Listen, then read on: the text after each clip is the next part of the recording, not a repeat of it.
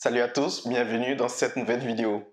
Vous avez créé un storage account et vous utilisez le portail Azure pour charger et ou manipuler vos fichiers.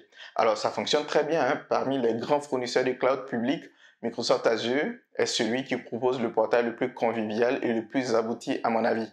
Mais dans cette vidéo, on va voir Azure Storage Explorer, un client riche et simple que vous allez pouvoir installer sur votre poste en local et qui va vous simplifier l'accès et la manipulation de vos données dans Azure Storage Account.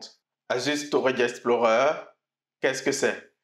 Azure Storage Explorer, c'est une application, un client que vous pouvez installer sur votre poste de travail et qui va vous aider à manipuler les données stockées dans Azure Storage Account.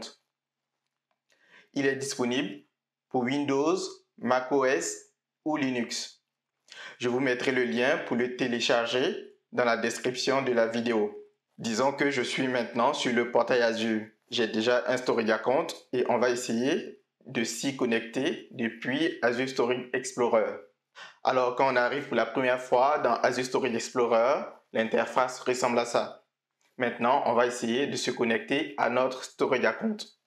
Alors, on peut se connecter aux données à 3 niveaux, soit au niveau de l'abonnement, donc de la souscription Azure, soit au niveau du compte de stockage ou au niveau d'un service en particulier, comme Blob Storage, Azure Data Lake Storage, Azure Files, etc., etc. Ici, disons que nous, on va se connecter au niveau du compte de stockage. Je clique donc sur compte de stockage.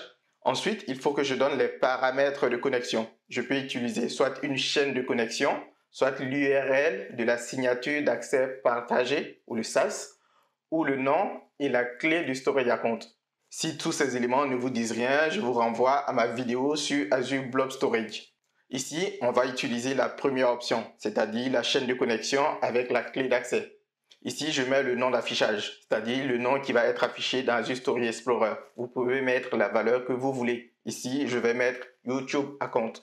Ensuite, je dois mettre ici la chaîne de connexion. Pour cela, je vais sur le portail Azure, puis dans Access Keys, et là, je peux copier la chaîne de connexion que je vais coller ici.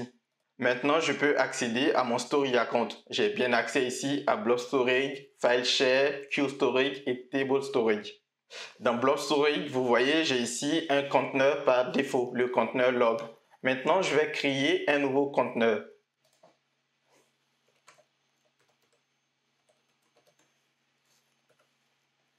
Une fois dans le conteneur, je peux créer des répertoires. Et donc ici, je vais créer un nouveau répertoire que je vais appeler Images. Et je peux charger des fichiers dans mon répertoire.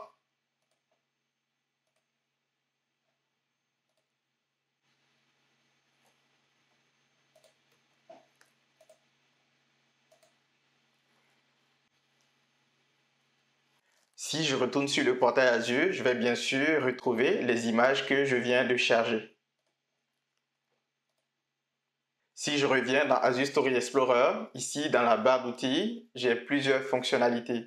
On a vu que je pouvais charger des fichiers ou des répertoires. Je peux aussi télécharger un fichier qui est déjà dans Azure Storage Account en local sur mon ordinateur. Mais ici, je ne vais pas le faire. Je peux renommer, copier, déplacer des fichiers. Je peux modifier les droits avec les ACL, etc., etc. En faisant un clic droit sur un dossier ou un répertoire, j'ai accès à plusieurs autres options qui peuvent être intéressantes à utiliser.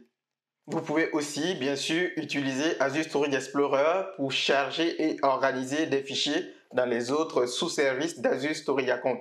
Disons que maintenant, je vais utiliser Azure Storage Explorer pour charger des données dans Azure Table Storage. Pour cela, je vais dans Tables.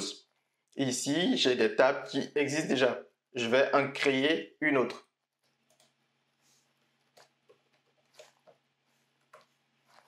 Maintenant, ce que je veux faire, c'est de charger plusieurs lignes, donc plusieurs livres dans cette table.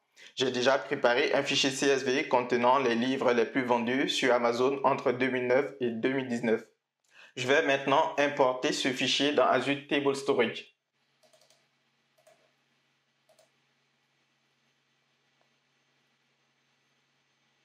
Vous voyez, il arrive à détecter les colonnes et les types de données. Par contre, ici, il grogne un peu parce qu'il ne veut pas d'espace dans le nom des colonnes. Et maintenant, je peux cliquer sur Insérer pour charger tout ça.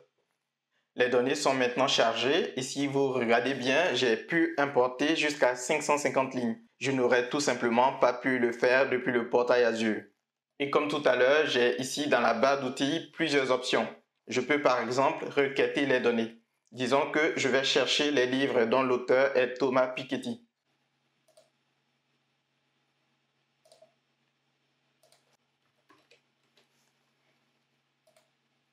Et j'obtiens un seul résultat, le célèbre bouquin de l'économiste Thomas Piketty, Le Capital au XXIe siècle. Je peux modifier un enregistrement, le supprimer, etc., etc. Bon, je vais m'arrêter là. Je ne vais pas parler d'Azure Queue Storage et d'Azure Files. Je pense que vous comprenez globalement comment ça fonctionne. Comme vous le voyez, Azure Storage Explorer est un client riche. Il a de nombreuses fonctionnalités qui peuvent vous aider à organiser et gérer vos données dans Azure Storage Account. Voilà, c'est la fin de cette vidéo. Si elle vous a plu, n'hésitez pas à la liker et à la partager autour de vous pour faire découvrir la chaîne, pour faire découvrir mon travail. Cette chaîne débute et votre soutien est très important pour moi. Abonnez-vous pour m'encourager à réaliser de nouvelles vidéos. Et quant à moi, je vous dis à bientôt dans une nouvelle vidéo. Allez, salut!